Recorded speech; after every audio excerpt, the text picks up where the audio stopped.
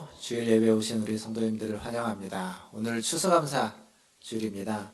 앞에 전에처럼 이렇게 과일을 많이 풍성하게 하진 않았고 간단하게 좀 데코를 했습니다.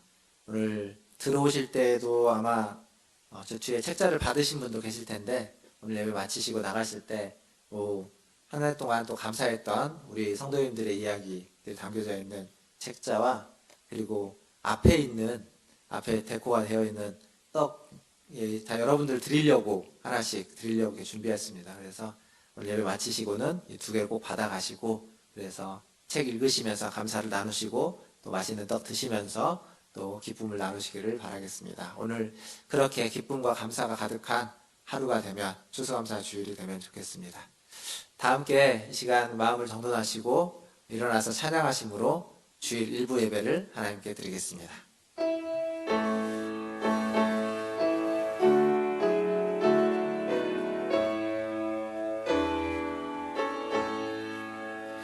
찬양하라 내 영혼아 찬양하라 내 영혼아 온 마음과 정성 다하여 주 찬양하라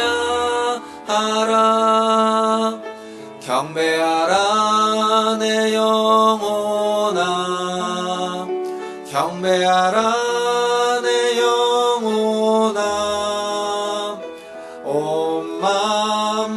정성 다하여 주 경배하라 여호와께 감사하라 그는 선하시며 그 인자하심이 영원함이로다. 아멘. 하나님 오늘 또 추수감사주일로 하나님 앞에 나와 예배드리게 하시니 감사합니다. 오늘 이 예배를 받으시고 우리의 감사를 받으시고 또 우리에게 베풀어 주신 그 은혜로 우리가 더 기뻐하는 하루가 되게 하여 주시옵소서. 예배 가운데 임재해 주실 하나님께 찬송과 존귀와 영광을 올려드리며 우리 구주 예수님의 이름으로 기도하옵나이다. 아멘. 다 함께 교독문 106번 감사절 두 번째 교독문 함께 교독하겠습니다. 교독문 106번입니다. 교독하겠습니다. 할렐루야. 우리 하나님을 찬양하는 일이 선하며 찬송하는 일이 아름답고 마땅하도다.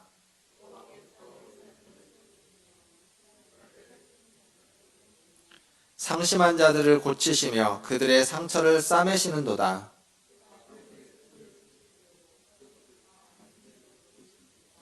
우리 주는 위대하시며 능력이 많으시며 그의 지혜가 무궁하시도다.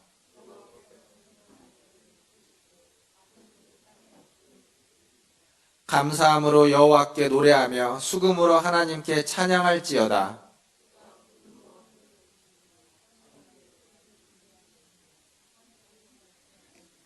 들짐승과 우는 까마귀 새끼에게 먹을 것을 주시는도다.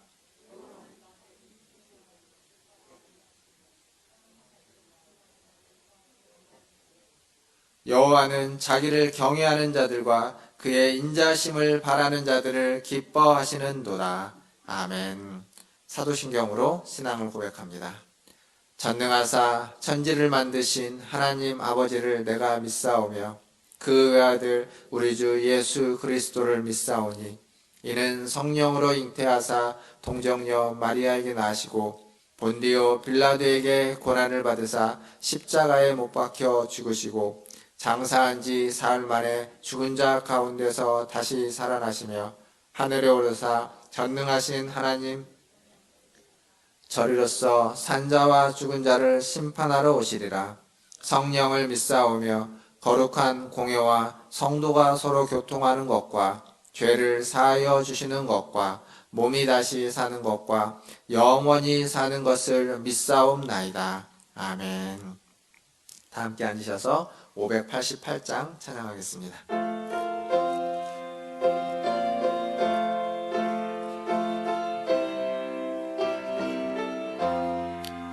공중 나는 새를 보라 농사하지 않으며 곡식 모아 곡간 안에 드린 것이 없어도 세상 충만하는 주님 새를 먹여주시니 너희 먹을 것을 위해 근심할 것 무엇냐. 들의 백합 화를 보라. 길쌈 수고 안 해도 솔로몬의 입은 옷도 입고만 못하였네. 아궁 속에 던질 풀도 귀입히시거든. 사랑하는 자녀들을 입히시지 않으랴. 너희들은 세상에서 무엇 먹고 마시며 무슨 옷을 입고 살까 염려하지 말아라. 이는 이방 사람들이 간구하는 것이요 너희 하늘 아버지는 너희 쓸 것 아신다. 너는 먼저 주의 나라 그의 의를 구하면 하나님이 모든 것을 너희에게 주시리. 내일 일을 위하여서 아무 염려 말지니 내일 염려하지 말라. 오늘 고생 족하다. 아멘. 우리를 대표해서 김상진 집사님 나오셔서 기도해 주시겠습니다.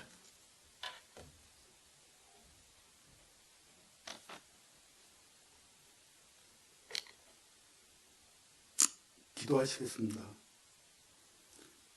살아서 역사하신 아버지 하나님, 주님의 은혜를 진심으로 감사드립니다.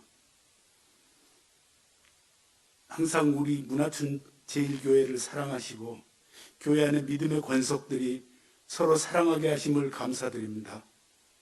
주님, 저희는 늘 주님의 도우심 가운데 살아가고 있지만 순간순간 주님의 은혜 가운데 살아가고 있음을 망각하고 우리의 유익만을 찾을 때가 너무나도 많았음을 고백합니다.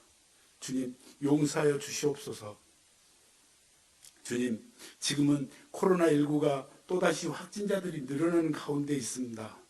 주님의 백성들이 말씀과 기도로 하나 되게 하시며 이 질병으로부터 하루속히 벗어날 수 있기를 간절히 소망합니다. 주님의 주신 사랑을 또한 이웃과 함께 나누게 하시옵소서. 교회 안의 권속들에게도 은혜 베푸사 말씀을 묵상하게 하시고 기도로 무장하게 하시며 저희들이 삶 속에서 주님의 영광을 드러내게 하시옵소서. 권능의 주님, 특별히 단위에 세우신 목사님 위에 축복하시사 항상 건강 주시고 성령 충만하게 하시옵소서. 교회 안의 교역자들에게도 함께하사 그들의 필요에 따라 채워주시기를 간절히 소망하오며 이 시간 정성을 다하여 예배를 드리는 모든 성도들이 은혜 충만한 시간 되게 하소서. 그들의 생활 속에서도 함께하사 항상 주께 영광 돌리는 삶을 살게 하시기를 바라며 모든 말씀 우리를 죄에서 건지신 예수 그리스도 이름으로 기도드립니다. 아멘.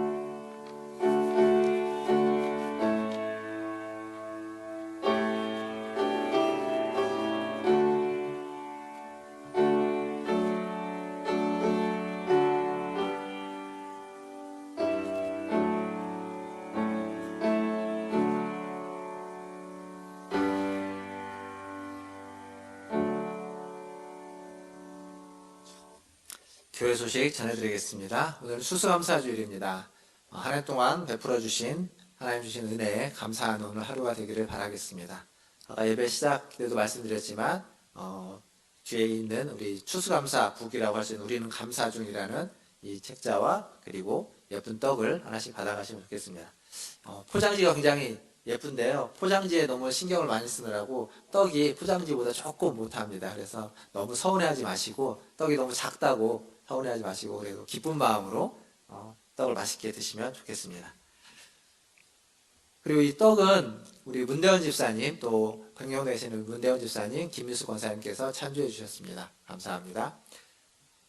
지난 3주간 저희가 시편을 통독을 했죠. 시편 통독을 이제 다 마쳤고 이번 주에는 잠언 말씀을 통독하게 됩니다. 한 주 동안 잠언 말씀을 통해서 많은 은혜 받으시기를 바라겠습니다. 오늘 예배 후에 또 연말 당회로 우리 장로님들 모이도록 하겠습니다. 여전도에 총회가 있습니다. 다음 주입니다. 우리 1여전도에 다음 주 2부 예배 후에 본당과 성가대실에서 여전도의 총회로 모이도록 하겠습니다. 지난주에 1층 밖에 있는 화분을 좀 안으로 들여놓고 본당 뒤쪽에다가도 갖다 놨는데요. 함께 도와주신 우리 모든 성도님들께 감사의 말씀을 전합니다. 교우동정입니다. 다음 주 토요일 날, 이번 주 토요일 날 우리 허정자 원사님, 허정자 비권사님, 허정자 사모님이죠. 허정자 사모님 그 아들이 결혼을 하게 됩니다. 토요일 날 오후 1시에 결혼을 합니다. JNG 아트 컨벤션에서 평택입니다를 좀 멀어서 일찍 좀 출발하겠습니다. 10시 30분에 교회에서 출발하도록 하겠습니다. 그리고 제가 2주 전에 안내를 하고 지난주에 아무 말씀을 못 드렸는데 그 문학수 목사님이 지난 월요일 날 예쁜 딸을 낳았습니다. 오늘 그 딸의 이름이 제 설교에도 등장을 하는데요. 예쁜 딸을 낳았고 그 딸을 아주 순산을 했다고 합니다. 많이 축하해 주시고 이제 아기 아빠가 됐습니다. 예. 조만간에 또 얘기도 저희가 볼 수 있는 시간이 되면 좋겠습니다. 다른 광고는 주보를 참고해 주시고 오늘 말씀은 로마서 3장 1절에서 8절까지 말씀입니다. 신약성경 로마서 3장 1절에서 8절까지 말씀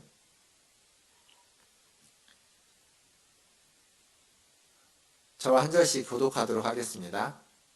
3장 1절에서 8절까지 교독합니다. 제가 먼저 1절 읽겠습니다. 그런즉 유대인의 나음이 무엇이며 할례의 유익이 무엇이냐? 우선은 그들이 하나님의 말씀을 맡았음이니라. 어떤 자들이 믿지 아니하였으면 어찌하리요? 그 믿지 아니함이 하나님의 믿부심을 패하겠느냐? 그럴 수 없느니라. 사람은 다 거짓되되 오직 하나님은 참되시다 할지어다. 기록된 바 주께서 주의 말씀에 의롭다함을 얻으시고 판단받으실 때에 이기려 하심이라 함과 같으니라. 그러나 우리 불의가 하나님의 의를 드러나게 하면 무슨 말 하리요? 내가 사람의 말하는 대로 말하노니 진노를 내리시는 하나님이 불의하시냐? 결코 그렇지 아니하니라. 만일 그러하면 하나님께서 어찌 세상을 심판하시리요? 그러나 나의 거짓말로 하나님의 참되심이 더 풍성하여 그의 영광이 되었다면 어찌 내가 죄인처럼 심판을 받으리요? 또는 그러면 선을 이루기 위하여 악을 행하자 하지 않겠느냐? 어떤 이들이 이렇게 비방하여 우리가 이런 말을 한다고 하니 그들은 정죄받는 것이 마땅하니라. 아멘. 우리 좌우에 계신 분들, 앞에 계신 분들 보면서 인사하겠습니다. 사랑하고 축복합니다. 사랑합니다. 축복합니다. 오늘은 추수감사 주일입니다. 매년 찾아오는 추수감사 주일인데 이번 추수감사 주일은 다른 때보다 좀 특별하죠. 코로나 때문에 뭐 다른 이벤트도 없지만 또 앞에 있는 또 이 추수감사 데코도 좀 더 단촐하게 좀 간단하게 했습니다. 반면 추수감사 주일에 지난번에는 없었던 작년 추수감사 주일에는 어떤 이벤트를 한지 아십니까? 기억나시나요? 기억 안 나시죠? 예. 기억 안 나요. 또 다음에도 계속 할 수 있습니다. 작년에 사진 찍어드렸습니다. 밑에 1층에 내려가시면 작년에 썼던 그 현수막 그대로 좀 걸어놨는데 그 앞에서 사진을 찍어서 사진을 하나씩 나눠드렸죠. 올해는 지지난주에 이제 광고를 통해서 글을 모아가지고 한 주 동안 이 책자를 만들었습니다. 거의 기획해서부터 글을 모아가지고 편집해서 인쇄하는 데까지 딱 2주 걸렸습니다. 한 2주. 2주 만에 여러분들이 글을 잘 보내주시고 또 그 전에 있던 글들 또 해서 또 사진들 모아가지고 이렇게 툭닥툭닥 아주 잘 만들었습니다. 훌륭하게. 전에 없었던 거죠. 그리고 또 떡도 추수감사절 떡도 항상 교회에서 이렇게 있지만 이번에는 집사님 권사님이 또 찬제해 주셔서 또 맛있는 떡으로 또 데코도 하게 되었습니다.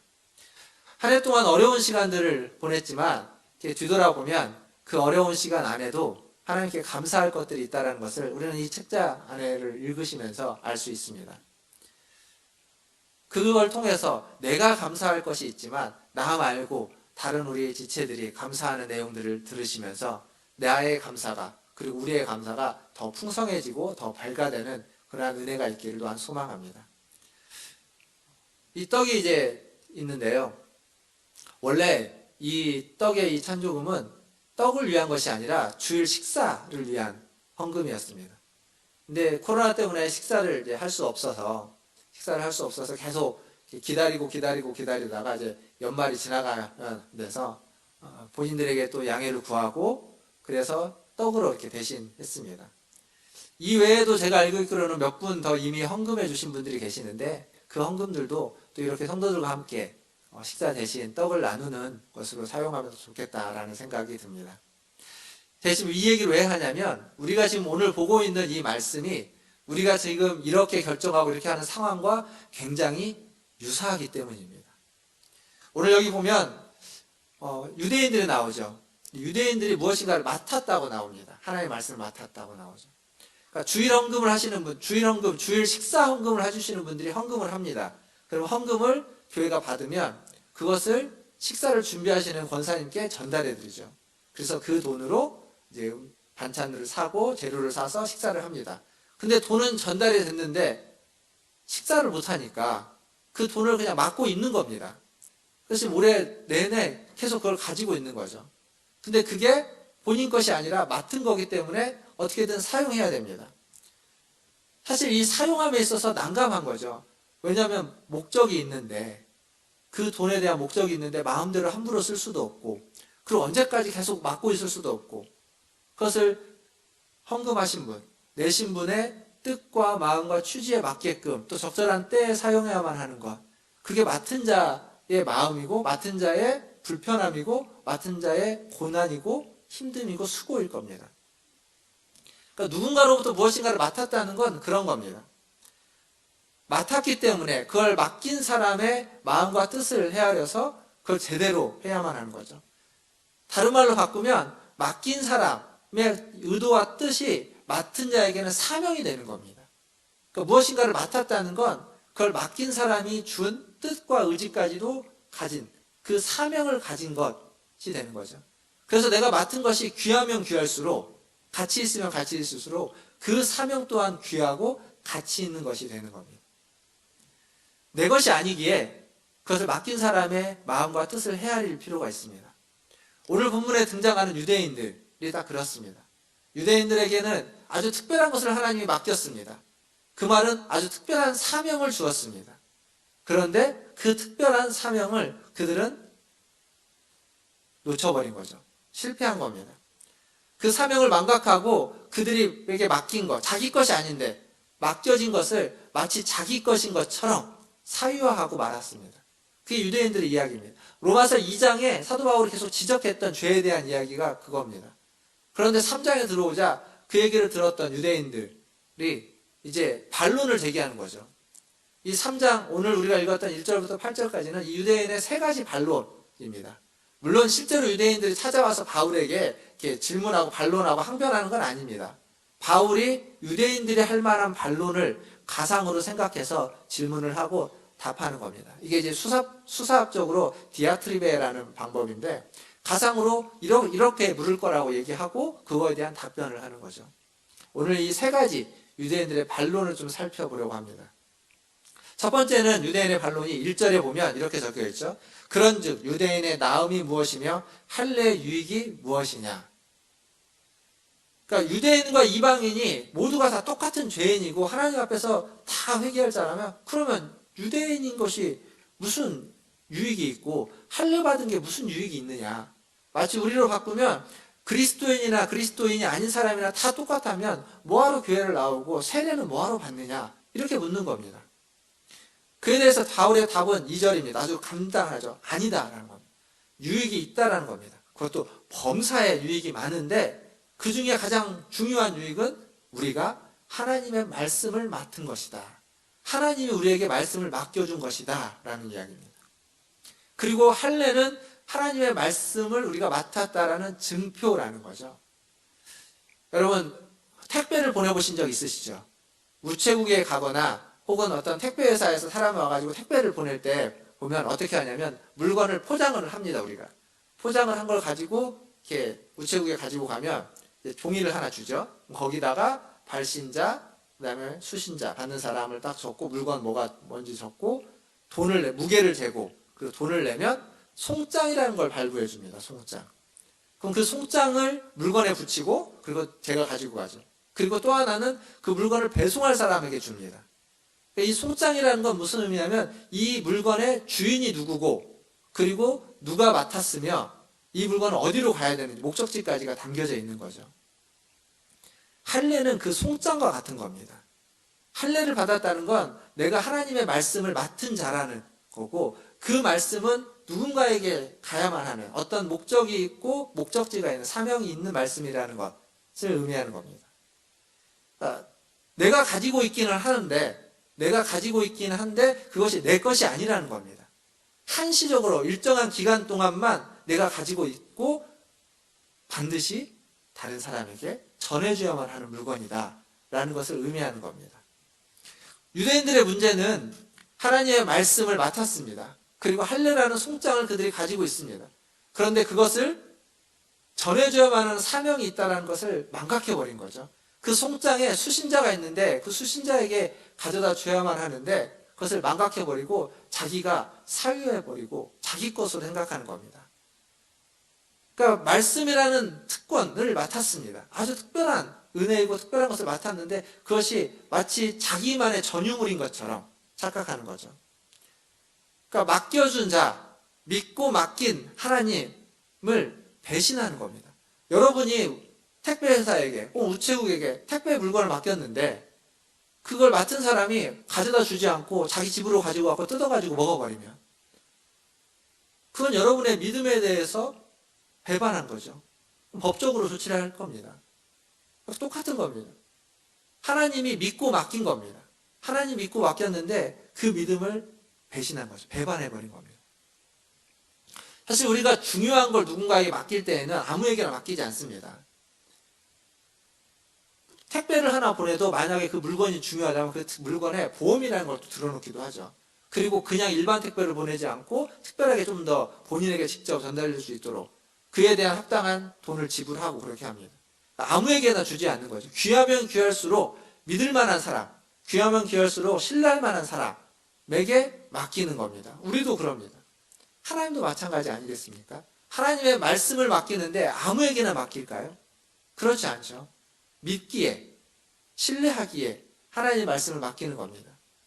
하나님이 유대인들을 믿었고 유대인들을 신뢰했기 때문에 유대인들을 계속 하나님이 인도해 가면서 원래부터 그들이 훌륭한 건 아니지만 아브라함을 부르시면서 인도해 가면서 이들에게는 맡길만 하겠다. 이들이 무슨 힘이 있는 민족도 아니고 강한 민족도 아니고 세계를 호령하는 민족은 아니지만 소수 민족에 불과하지만 그래도 이들이 내 말씀을 맡으며 그 말씀을 말씀의 뜻대로 사용하겠구나 라고 생각해서 말씀을 맡긴 겁니다.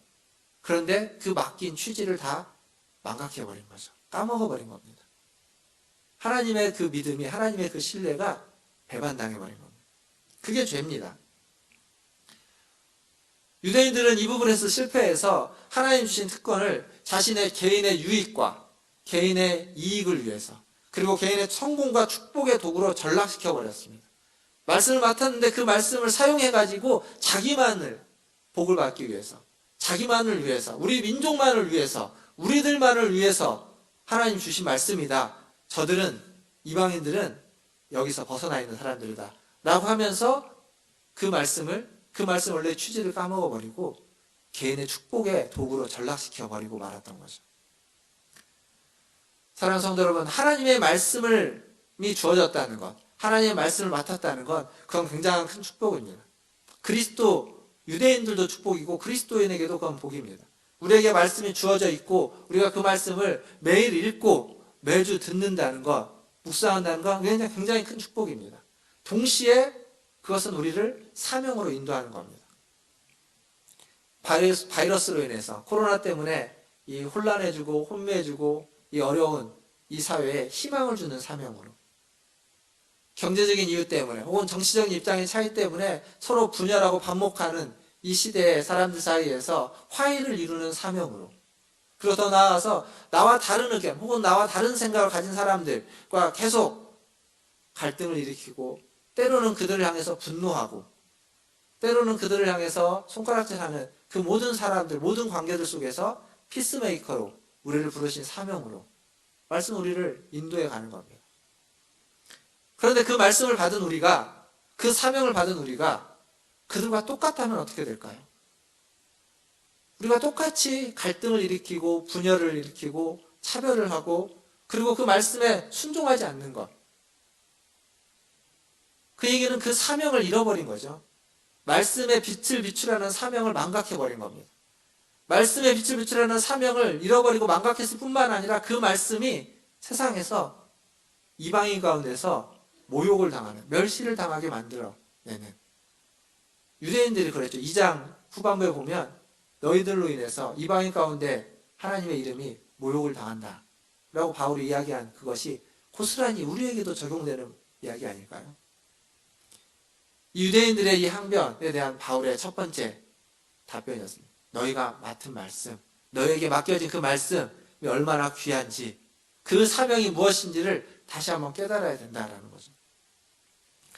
그래서 회개해야만 하는 겁니다. 그 말씀을 맡았는데 그 말씀의 사명을 제대로 감당하지 못하고 오히려 그 말씀을 주신 분의 이름을 욕되게 하기 때문에 우리는 돌이켜야 되는 거죠. 회개해야만 하는 겁니다. 이게 첫 번째 바울이 한 이야기입니다. 두 번째 유대인들의 항변은 무엇이냐면 3절에 나옵니다. 두 번째 반론은 이겁니다. 어떤 자들이 믿지 아니하였으면 어찌하리요? 그 믿지 아니함이 하나님의 미쁘심을 패하겠느냐? 여기서 어떤 자들은 유대인들, 앞에서 말했던 유대인들을 이야기합니다. 그들이 믿지 않았다는 겁니다. 즉 하나님이 맡겨준 그 말씀에 그들이 실패했다는 이야기죠. 그런데 그렇게 유대인들이 말씀을 맡았는데 그 말씀으로 해야만 하는 일에 실패했다면 하나님이 그 말씀을 맡겨주면서 의도했던, 계획했던 그 뜻도 다 좌절된 것 아니냐라고 하는 겁니다. 바울이 이야기하는 거죠. 그렇지 않다는 겁니다. 4절에 보면 이렇게 바울이 이야기합니다. 그럴 수 없느니라. 사람은 다 거짓되되 오직 하나님은 참되시다 할지어다. 기록된 바 주께서 주의 말씀에 의롭다함을 얻으시고 판단받으실 때 이기려 하심이라 함과 같으니라. 3절에 좀 이렇게 애매하게 어렵게 이해하기 어렵게 적혀져 있는데 쉽게 얘기하면 이겁니다. 하나님의 말씀을 맡은 자가 그 말씀을 맡겨진 그 뜻을 저버리고 실패했는데 신실하게 그것을 이행하지 못했는데 그렇다면 말씀을 맡겨준 자의 그 뜻도 좌절된 것 아니냐라고 했을 때 바울은 아니라는 겁니다.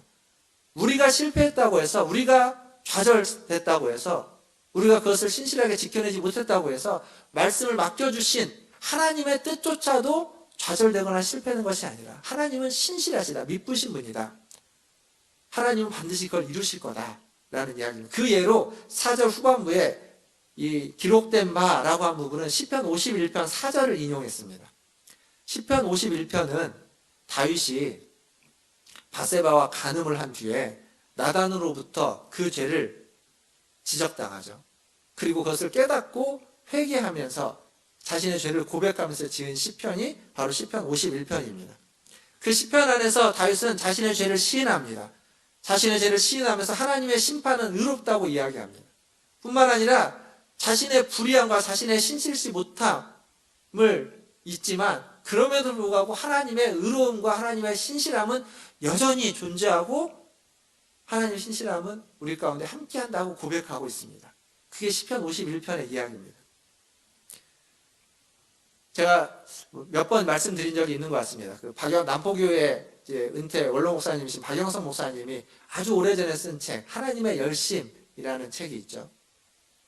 그 책의 요지는 뭐냐면 성경에 나와 있는 많은 인물들, 성경에 우리가 믿음의 조상이라고 하고 하나님의 뜻대로 살았다고 하는 수많은 인물들이 있는데 그 인물들이 그렇게 괜찮은 인물들이 아니라는 겁니다. 성경에 나온 그 인물들은 결함이 많고 오류가 많고 그렇게 믿음이 좋은 사람들이 아니었는데 그러한 결함 많고 연약한 사람들을 데리고 하나님이 한 걸음 두 걸음 인도해 가시면서 그들의 믿음을 세워 가신다는 거죠. 그들이 훌륭해서 믿음의 조상이 된 것이 아니라 하나님이 그들을 그런 사람으로 만들어가는, 하나님이 열심을 내서 하나님이 최선을 다해서 그들을 그러한 길로 이끌어 가셔서 그들을 최종적으로 믿음의 조상으로 불릴 만한 사람으로 만들어냈다는 겁니다. 즉 다른 말로 바꾸면 그들은 결함 많은 연약한 실수투성이인 실패하는 신실하지 못한 불성실한 사람이었는데 신실하신 하나님이 그 불성실하고 신실지 못한 자를 데려다가 하나님의 뜻을 이루는 대로 하나님의 뜻대로 그들을 세웠다는 겁니다. 하나님의 신실하심이 인간의 불성실함을 능가하고 있다는 거죠. 아무리 우리가 불성실하고 아무리 우리가 신실하지 못해도 하나님의 신실하심이 우리의 모든 것을 다 덮어버리시고 우리의 불성실함에도 불구하고 하나님은 하나님의 뜻을 이루게 된다, 이룰 것이다 라고 이야기하고 있습니다.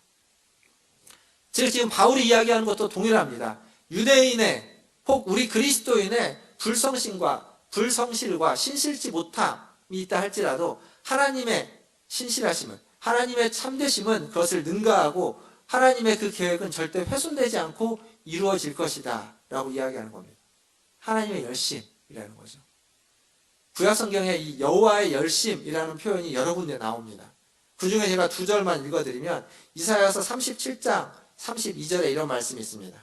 이는 남은 자가 예루살렘에서 나오며 피하는 자가 시온 사원에서 나올 것임이라. 만군의 여호와의 열심이 이를 이루시리라.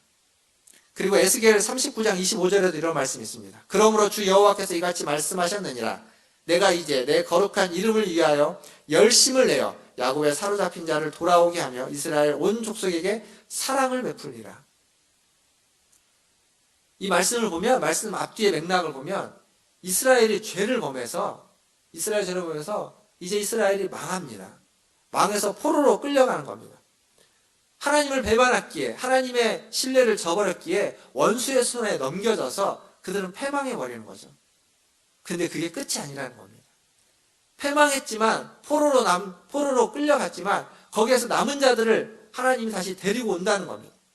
벌은 받았지만 벌 받았다고 해서 그들을 외면하지 않고 내버리는 것이 아니라 혼냈지만 혼난 뒤에 다시 그들을 데리고 와서 다시 회복시키고 여기 있는 것처럼 그 족속에게 사랑을 베푼다는 겁니다.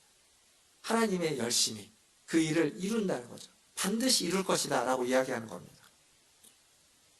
이게 가능한 이유는 하나님은 인간의 어떠한 모습에도 인간의 어떤 불의와 불성실에도 신실치 못함에도 불구하고 하나님의 신실하심은 좌절되거나 낙마하거나 사라지지 않기 때문입니다. 하나님이 신실하게 우리를 사랑하는 그 사랑은 우리의 어떠함에도 불구하고 전혀 훼손되지 않기 때문에 끝까지 우리를 그 길로 인도해 가신다는 거죠. 사랑하는 성도 여러분, 여러분의 인생을 한번 돌아봐 보십시오. 나는 어떻게 살아왔는지 내 시간들을 한번 돌아보시면 아마 쉬었던 적, 그냥 편안하게 지냈던 적 그렇게 많지 않을 겁니다. 다 어려운 시간들을 보냈고 힘든 시간들을 보냈고 물론 지금도 그 어렵고 힘든 시간을 보내실 수 있습니다. 그러나 돌아보면 그 시간들 속에서 하나님의 은혜가 있었고 하나님의 인도하심이 있었다는 거죠. 우리의 어떠함에도 불구하고 우리가 그 어려운 시간에 신실하게 하나님 앞에 반응했을 수도 있지만 그러지 못했을 수도 있습니다. 어렵기 때문에 한탄하고 어렵기 때문에 가슴을 치고 어렵기 때문에 짜증내고 하소연하고 분노하고 왜 나만 이러냐고 좌절하고 낙심했을 수도 있습니다. 그러나 우리가 그렇게 했을지라도 하나님의 신실함이 그때에도 우리를 인도하시고 이끄셨기 때문에 지금 우리가 여기 이 자리에 있는 겁니다. 그래서 코로나가 아무리 창궐하고 아무리 어려운 시대가 우리 앞에 닥친다 할지라도 우리는 어렵고 힘들 겁니다. 그리고 그 속에서 우리는 또 낙망할지도 모르고 또 넘어질지도 모릅니다. 그러나 하나님의 신실하심은 다시 우리를 일으키고 다시 우리를 하나님이 원하시는 자리로, 하나님이 기뻐하는 자리로, 또 우리가 기도하고 소망했던 그 자리로 우리를 인도하시고 이끌어 주실 줄 믿습니다. 오늘 또 이 믿음으로 하나님 앞에서 하루를 살아내시고 한 주를 살아내시고 매일매일 살아가시는 저와 여러분 되기를 주님의 이름으로 축원드립니다. 이제 마지막으로 세 번째 유대인들의 반론입니다. 5절과 7절 말씀에서 볼 수 있는데요. 5절을 보면 이렇게 적혀 있습니다. 그러나 우리의 불의가 하나님의 의를 드러나게 하면 무슨 말 하리요? 7절에 보면 그러나 나의 거짓말로 하나님의 참되심이 더 풍성하여 그의 영광이 되었다면 어찌 내가 죄인처럼 심판을 받으리요? 이게 무슨 말이냐면 사람이요 아무리 기분이 나쁘고 반대 의견을 얘기해도 반대를 해도 어느 정도 얘기해야 될 선이라는 게 있습니다. 근데 지금 이 5절과 7절에서 말하고 있는 이 세 번째 반론은 그 선을 넘어가 버립니다. 궤변이기도 하지만 그 선을 넘어가 버렸습니다. 예전에 90년대 아마 정도 80년대 후반에 신학계에서 그런 논쟁이 한번 있었던 적이 있어요. 우리나라에서도 좀 청년들 사이에서 이런저런 얘기들이 됐던 게 있는데 무슨 얘기냐면 가론 유다 논쟁이라고. 가론 유다가 누구죠? 예수님을 판 사람이죠. 예수님을 판 사람입니다. 근데 가론 유다 논쟁이라는 게 뭐냐면 예수님이 이 땅에 왜 오셨습니까? 예수님이 이 땅에 오신 목적이 뭐죠? 우리를 위해서 십자가에 달려 죽으시고자 오셨습니다. 그 예수님이 이 땅에 온 가장 중요한 목적입니다. 근데 그 목적을 달성하는 데 있어서 예수님의 그 뜻을 이루는 데 있어서 지대한 역할을 한 사람, 가장 큰 공헌을 한 사람이 있다면 제자들 중에 가론 유다라는 겁니다. 예수님을 십자가에 달리도록 팔아버렸으니까요. 그러면 가론 유다가 나쁜 짓을 한 거냐, 잘못한 거냐, 죄를 지은 거냐, 예수님의 목적을 성취하기 위해서 그는 그런 굴욕을 불구하고도 굴욕을 뒤집어 써더라도 그 일을 감당한 거 아니냐. 그러면 그는 잘한 것 아니겠느냐. 예수님의 그 목적을 이루기 위해서 촉매자 역할, 촉진자 역할을 한 것 아니냐. 그럼 그건 훌륭한 일 아니냐라는 논쟁입니다. 어떻게 생각하십니까? 그 논쟁을 깊이 지금 이 얘기가 그 얘기입니다. 내가 불의를 행했는데 그 불의함으로 하나님의 의로움이 드러났다면, 내가 거짓말을 했는데 그 거짓말로 하나님의 참되심이 더 풍성해졌다면, 그렇다면 왜 내가 심판을 받아야 되느냐? 나 때문에 하나님이 영광을 받았고 나 때문에 하나님의 거룩함이 풍성해졌으면 나는 상을 받아야 되는 거 아니냐라고 지금 유대인들이 항변하는 겁니다. 그러니까 자기들이 잘못한 걸 압니다. 그게 불의한 것이고 그게 거짓말이라는 걸 압니다. 그런데 그 불의와 거짓말로 하나님이 의롭게 되고 하나님이 영광을 받고 하나님의 풍성함이 더해졌다면 심판이 아니라 벌이 아니라 상을 받아야 되는 거 아니냐라고 지금 따지는 겁니다. 궤변입니다. 궤변. 지금 여기서 보이는 모습은 뭐냐면 양심에 화인 맞은 사람입니다. 양심이 죽어있는 사람입니다. 양심이 있다면 이런 말을 못하는 거죠. 여기서 보여지는 사람의 모습이 그렇습니다. 회개해야 되는 자가 회개하라고 이야기를 하니까 회개는커녕 자기가 잘못한 것에 대해서 당당하게 이야기하면서 오만과 궤변을 늘여놓고 있는 겁니다. 회개할 일은 많이 했지만 내가 회개할 일은 많이 했지만 내 죄로 말미암아서 하나님이 얼마나 거룩한지 드러났다면 나는 벌이 아니라 상을 받아야지. 왜 내게 벌을 준다고 하느냐? 심판한다고 하느냐? 왜 내게 진노하느냐? 라고 따지고 있는 겁니다. 말이 안 되는 거죠. 말이 안 되는 겁니다. 이 말도 안 되는 논리가 이 시대에도 고스란히 그대로 나타납니다. 대표적으로 어디냐면 신천지 같은 데죠. 신천지에서 그 전도를 할 때 그들은 모략이라는 말을 씁니다. 모략. 그 모략이 뭐냐면 어떤 수단과 방법을 가리지 않고 대표적으로 거짓말을 통해서도 그들을 신천지로 데리고 오면 그들이 이야기하는 그들의 표현대로 하나님께 이로운 일을 한다면, 영광되는 일을 한다면 그건 벌받을 일이 아니라는 겁니다. 그 거짓말은 죄가 아니라는 겁니다. 그게 모략이라는 것의 내용입니다. 우리가 보통 하얀 거짓말이라고 하죠. 좋은 의도를 가지고서 하는 거짓말은 그래서 성도가 늘어나고 신자가 늘어난다면 정당하다는 겁니다. 그래서 얼마든지 해도 된다라고 이야기하는 겁니다. 다른 말로 바꾸면 이게 거짓말에 머물러 있지만 거짓말을 좀 더 확장해 보면 어떤 악을 도모해도 그 악으로 말미암아서 무엇인가 선을 이루어낼 수 있다면 그렇다면 그 악은 괜찮은 정당한 것이 된다라는 논리입니다. 근데 이런 모습이 신천지에만 있지는 않습니다. 교회에도 있습니다. 교회에 분쟁이 생기고 교회가 갈등을 일으키면 교회 안에 폭설과 폭행과 욕설이 난무합니다. 좀 심하면 용역을 동원하기도 합니다. 제가 미국에서 만났던 어떤 목사님이 한국에 돌아오셨는데 아버님 교회를 물려받았습니다. 그런데 아버님과 그 아들하고 갈등이 생겼습니다. 용역이 동원되고요. 그랬습니다. 미국에 있을 때 그 얘기를 들었는데 어떻게 아버지와 아들이 저럴 수 있을까? 근데 그렇게 되는 겁니다. 그러다 그 아들이 무슨 이유 때문인지 모르지만 갑자기 심장마비인가요? 그래서 아들이 하나님 부르심을 받았습니다. 그 뒤에 교회가 또 이름도 바꾸고 뭐 이렇게 해서 지금은 다른 분이 오셔서 그걸 하고 계시는데 제가 그런 게 생기는 겁니다. 불의한 일이어도 용역을 동원하고 폭력을 행사해도 그렇게 해서 교회를 지켰다면 괜찮다는 거죠. 그렇게 해서 교회를 수호했다면 교회에 남아있고 나쁜 사람들을 몰아냈다면 그래서 하나님께 영광을 돌릴 수 있다라고 생각하는 겁니다. 아닌 겁니다. 그렇게 해서 교회가 커지든 그렇게 해서 교회가 승승장구해도 그건 교회일 수 없습니다. 제가 전에 제 친구 얘기 한번 한 적 있죠. 그 조폭에 있었던 친구. 그 친구가 아주 오래전이죠. 한번 지방에서 집에 내려가서 만났을 때 그런 얘기 한 적이 있습니다. 서울에 있는 모 교회에 자기가 아는 그 목사님하고 자기가 아는 형님하고 아주 친하답니다. 그래서 그 교회의 모든 일들을 그 형님이 뒤로 봐주고 있다고. 저한테 맨날 너는 교회 언제 차릴 거냐 막 이렇게 물어봤습니다. 네가 교회 차리면 내가 니네 교회 갈게.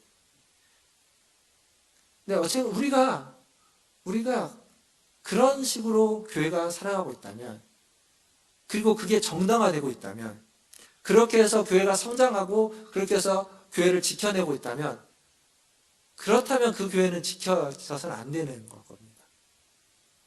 그런 교회는 하면 돌 위에 돌 하나도 남기지 않고 무너지는 게 맞을 겁니다. 그건 교회가 아니기 때문에.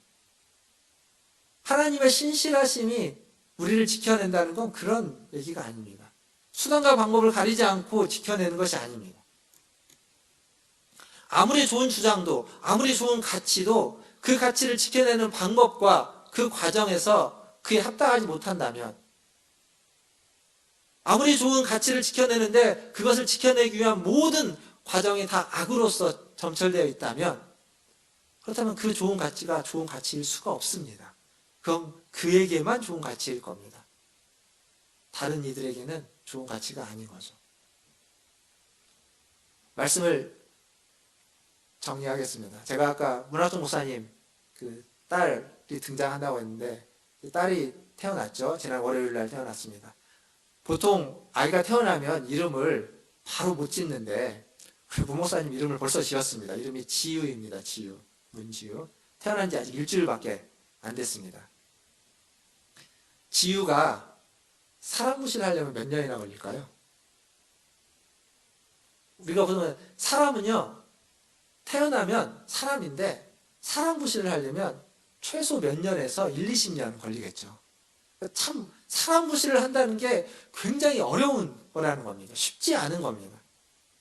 그만큼 사람은 성장은 느리고 성장이 느릴 뿐만 아니라 어떠한 역할을 감당하는데 오랜 시간이 요한다는 거죠. 그런데 사람이 아주 순간적으로 아주 쉽게 하는 게 있습니다. 그게 뭐냐면 상처 주고 상처받는 것. 이건 너무 쉽습니다. 근데 이 받은 상처가 회복되는 건 또 너무 어렵습니다. 너무 오랜 시간 걸리는 거죠. 잘 안 됩니다. 그걸 상처를 회복하는 과정 중에 혹은 우리가 성장하는 과정 중에 여러 번 실패하고 실수합니다. 엉뚱한 짓을 하는 거죠. 그러다 보니까 결함이 안 생길래 안 생길 수 없습니다. 흠이 없을래 없을 수가 없습니다. 연약해질 수밖에 없는 게 우리의 인생이고 우리의 모습입니다. 하지만 우리 하나님은 신실하십니다. 어떠한 상황에서도 하나님은 변치 않으시는, 변함이 없는 신실하심이 있는 분이십니다. 그래서 그 하나님은 우리를 사랑하시되 요한복음 13장 1절에 보니까 예수님이 하는 거죠. 요한이 얘기하는데 그는 자기의 사람들을 끝까지 사랑하신다 라고 얘기하는 겁니다. 그 신실하심이 끝까지 우리와 함께하는 겁니다. 우리를 사랑하심으로.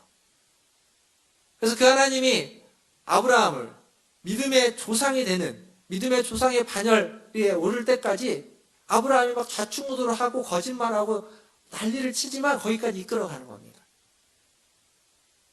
그리고 다윗처럼 훌륭한 사람이었지만, 하나님의 뜻대로 살아가는 것 같지만 그 뒤에 아주 큰 죄를 범하고 했던 그러한 다윗이라도 하나님 마음에 합한 자로서 하나님 그를 이끌어가는 겁니다.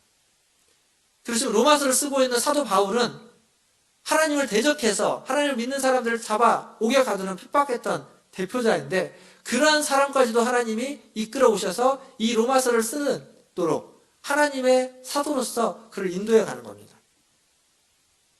그게 바로 신실하신 하나님, 인간의 어떠함에도 불구하고 그 신실함이 변함없는 하나님의 모습입니다. 그리고 그 하나님이 지금 저와 여러분을 불러서 사랑무실하게 만들려고, 하나님의 자녀다운 사람을 만들려고 하는 겁니다. 그 시작은 무엇이 되어야만 할까요? 그 하나님의 자녀다운 자가 되기 위해서 우리는 어디에서 시작해야만 할까요? 그것은 바로 회개입니다. 회개.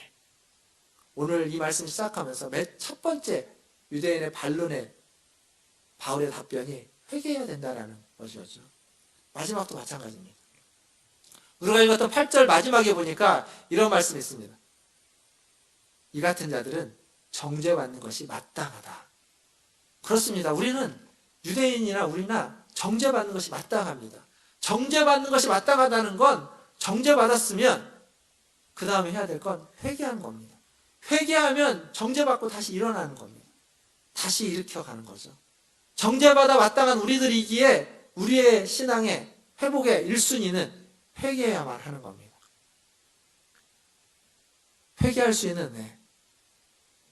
오늘 이 예배 가운데 여러분의 마음속에 회개하고 싶은 마음, 회개할 수 있는 은혜의 마음이 여러분 안에 생겨나기를 주님의 이름으로 축원합니다. 그러면 그 마음이 우리 안에 일어난다면 그게 아마 추수감사절에 우리가 감사할 수 있는 가장 큰 감사의 제목이 될 겁니다. 그리고 그러한 일들이 1년에 한 번 추수감사주일에만 일어나는 일이 아니라 매주일 우리가 하나님 앞에 나올 때마다 예배 가운데서 일어난다면 그러면 우리는 매주일, 매 예배마다 하나님을 만나고 하나님 앞에서 조금씩 성장해가는 시간들이 될 겁니다. 회개에 합당한 열매를 맺는 것, 감사하는 것, 그 예배 가운데 그러한 일들을 사모하고 그러한 일들을 기대하고 소망하는 것, 그것이 우리의 신앙이 되어야 될 것이고 우리의 믿음이 되어야만 합니다. 코로나로 인해서 여러 가지로 어렵습니다. 신앙생활도 주일 이 1시간의 예배로 응축되어져 버리기도 합니다. 그런데 이 1시간을 그 10시간의 예배를 드리는 마음으로 간절함과 우리의 소망과 기대감을 응축해서 하나님 앞에 나아간다면 오후 예배도 못 드리고 주중 예배도 잘 못 드리고 다른 일들 잘 못한다 할지라도 이 1시간이 그 어떤 많은 예배를 드리는 시간들보다 더 하나님 앞에서 영적으로 성장하고 회복하고 영적인 은혜를 충만히 받는 귀한 1시간이 될 거라고 저는 믿습니다. 그러한 은혜가, 그러한 예배를 사모하는 마음이, 그 회개의 마음이 우리 모두에게, 저와 여러분 모두에게 있기를 주님의 이름으로 축원합니다. 기도하겠습니다. 이 시간 기도하실 때 하나님 앞에 다시 한번 아뢰면 좋겠습니다. 우리는 정죄받아 마땅한 자들입니다. 그래서 우리는 변명의 여지 없이 회개해야만 하는 자들입니다. 회개할 것들, 그런 마음이 여러분에 든다면 이 짧은 시간이지만 하나님 앞에 회개하시고, 그런 마음이 아직 내 마음 가운데 들어오지 못한다면 하나님 앞에 회개할 마음을 달라고 기도하시길 바라겠습니다. 그리고 매주일 주님 앞에 나올 때마다 회개할 마음을 주시옵소서. 그리고 주신 그 마음이 있다면 매주일 주님 앞에 나올 때마다 회개할 수 있도록 인도해 주시옵소서 라고 또 예배를 사모하며 나아가기를 원합니다. 같이 한 목소리로 기도하며 나아가겠습니다. 기도합니다. 하나님, 이 시간 하나님의 말씀 앞에 다시 한번 서게 됩니다. 얼마나 하나님 죄 많은 자이고 얼마나 연약한 자이고 얼마나 올바른 자인지를 다시 한번 돌아봅니다. 주님, 저도 하나님 이곳에 있는 우리 모두도 마찬가지일 줄 압니다. 주님, 불쌍히 여겨 주시옵소서. 우리의 마음을 아시는 주님, 우리의 깊은 내면을 다 살피시고 아시는 주님 주시옵소서. 그 얼마나 아버지 하나님 생각으로 지었던 하나님 나도 모르게 돈으로 하나님 나도 모르게 돈으로 어떤 그 하나님 그 부분들 하나님 그 실수하지 못했던 것들과 기도하지 못한 것 아버지 하나님 주어진 설명을 간단히 못했던 것들을 주님 주님 도와주시고 그 일을 더 습득할 수 있도록 이 시대에 하나님 뜻하는 것들을 나가며 나아갈 수 있도록 주님 우리를 인도하여 주시옵소서. 하나님 인도하여 주시옵소서. 하나님, 많은 일들이 있습니다만 하나님 우리의 마음 가운데 정죄받아 마땅한 우리들이 회개하고자 하는 하나님 마음을 허락하여 주시옵소서. 그래서 우리의 하나님 연약함과 우리의 허물들, 하나님 우리의 그 결함들 다 하나님 앞에 내려놓고 하나님 주님의 은혜를 바라보는 우리들 되게 하여 주시옵소서. 그래서 회개 후에 우리 안에 진정한 감사가 있게 하여 주시고 매주일 주님 앞에 나올 때마다 예배를 사모하며 나올 때마다 회개의 은혜가 그 회개에 응답해 주시는 감사의 은혜가 넘쳐나게 하여 주시옵소서. 코로나가 하나님 다시 또 우리나라 가운데에서도 하나님 많은 이들에게 전파되고 있습니다. 주님 불쌍히 여겨 주시옵소서. 하나님 이 코로나로 해서 많은 어려움들이 있지만 그럼에도 불구하고 하나님의 신실하심이 그 어려움을 능가해서 우리를 인도하시고 이끌어 주실 줄 믿습니다. 그 하나님의 신실하심을 의지하여 또 이 시간들을 이겨내고 견뎌내게 하여 주시고 하나님 이것을 막고자 수고하고 노력하는 전 세계의 모든 이들 가운데 하나님 은혜를 베풀어 주시고 힘을 주시고 좌절하거나 낙심하지 않고 끝까지 아버지 하나님 이겨낼 수 있도록 하나님 나아갈 수 있도록 인도하여 주시옵소서. 모든 것을 주님의 손에 의탁하며 우리 구주 예수님의 이름으로 감사하며 기도하옵나이다. 아멘. 이 시간 407장 찬양하시면서 준비하신 예물 하나님께 드리겠습니다.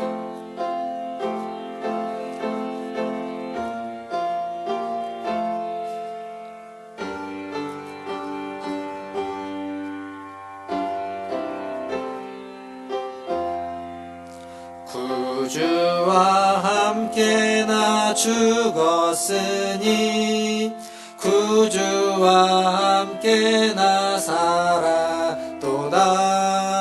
영광의 그날에 이르도록 언제나 주만 바라봅니다.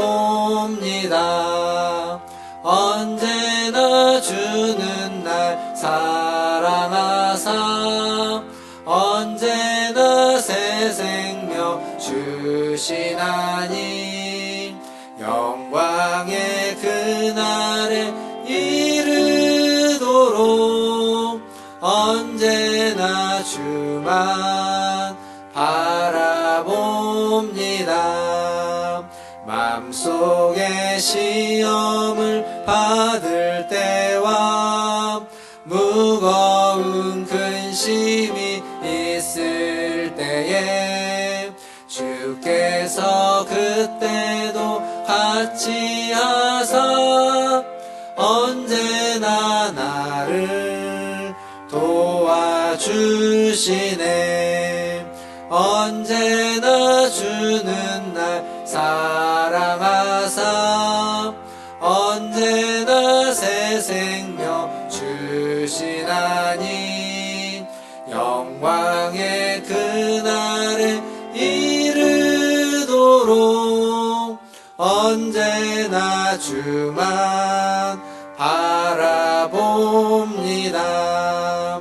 언제나 사랑하사 언제나 새 생명 주시나니 영광의 그날에 이르도록 언제나 주만 바라봅니다.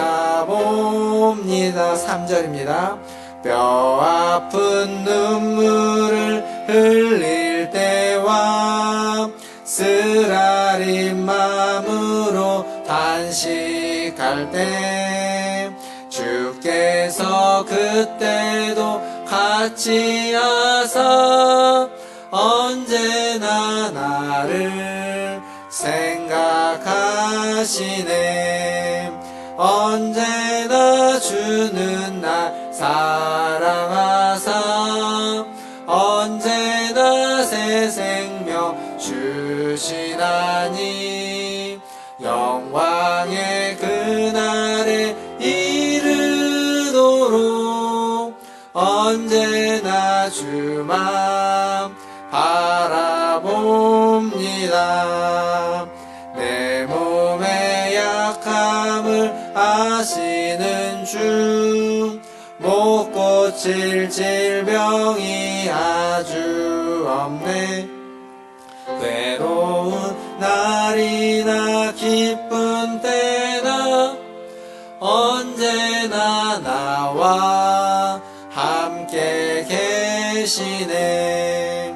언제나 주는 날 사랑하사 언제나 새 생명 주시나니 영광의 그날에 이르도록 언제나 주만 바라봅니다.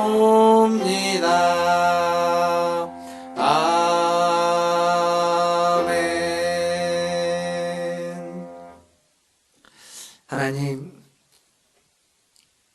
언제나 주님을 바라보며 주님을 의지하며 하나님 주님 앞에 나아가기를 원합니다. 우리의 어떠함에도 불구하고 우리를 사랑하시고 우리를 끝까지 믿으시고 하나님의 그 신실하신 계획이 우리를 통하여 우리의 삶 가운데 이 땅 가운데 이루어질 것을 믿고 하나님 기도하고 기대하고 소망합니다. 그 일에 우리가 동참하게 하시고 그 일에 우리가 사용되게 하시고 넘어졌다가도 다시 주님을 붙잡고 주님이 내미시는 손을 의지하여 일어날 수 있는 우리 모두가 되게 하여 주시옵소서. 오늘도 예배 가운데 나올 때 빈손으로 오지 않고 주님이 주신 물질 중 일부를 구별하여 주님께 드리게 하시니 감사합니다. 이 예물이 쓰이는 곳마다 주님의 뜻이, 주님의 나라가, 주님의 신실함이 이루어지게 하여 주시옵소서. 또한 이 물질을 드린 손길과 그의 인생길에도 하나님께서 함께 하셔서 하나님의 선하심과 인자하심이 날마다 함께하며 하나님의 신실하신 뜻과 계획이 그 인생을 통하여서 이루어지고 풍성한 열매를 맺을 수 있도록 하나님 역사하여 주시옵소서.